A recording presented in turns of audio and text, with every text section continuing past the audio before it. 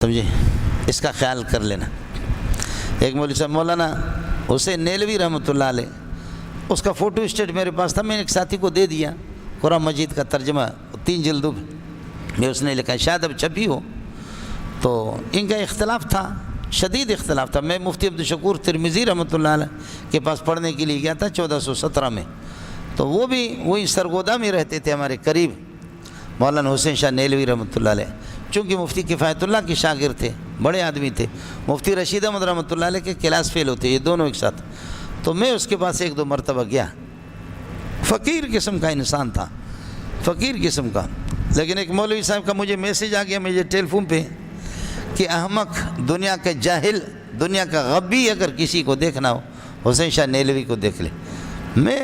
پھر میں نے وہ نمبر آتا ہے اسی کو میں نے واپس فون کیا، تو وہ لاہور کا نکلا۔ کہاں کے؟ کہنے لگے لاہور کی۔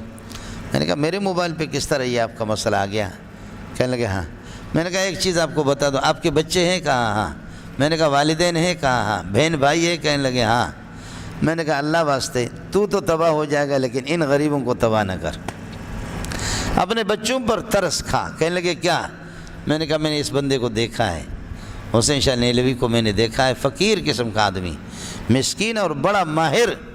حضرت مفتی رشید احمد رحمۃ اللہ علیہ نے بھی ان کو پیشکش کی یہاں بہت کہ آپ کراچی آ جائیں۔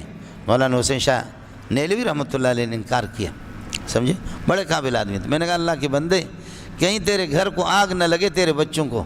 تو کہنے لگے ایک مولوی منظور صاحب آپ نے مجھے بہت کچھ اچھا بتایا، تو گواہ رہ، میں نے توبہ کیا، آئندہ ایسا نہیں کروں گا۔ سمجھ رہی میں اکابرین کی شان میں گستاخی نہ کریں، بڑے لوگ تھے، بہت بڑے تھے۔ مولانا سرفراز خان رحمۃ اللہ علیہ کتنے فقیر انسان تھے، سائیکل پر، اللہ آپ کا بھلا کرے، جا کر کے اپنے مسجد میں جائیں، پوری زندگی اس کی گزر گئی، سمجھے۔